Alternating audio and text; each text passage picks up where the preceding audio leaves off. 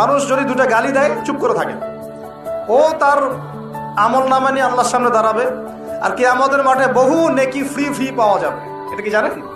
কিয়ামত অনেক নেকি বিনামূল্যে ফ্রি ফ্রি আসবে আমল নামায়। কেন আসবে বলি হাদিসটা।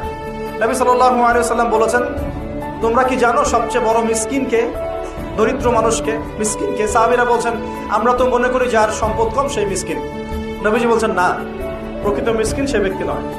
প্রকৃত মিসকিন সে ব্যক্তি যে কিয়ামতের মাঠে উঠবে উহুদ পাহাড়ের সমান নেকি নিয়ে উঠবে। উহুদ পাহাড় দেখেছেন তো? বিশাল পাহাড়। উহুদ পাহাড়ের সমান নেকি নিয়ে উঠবে।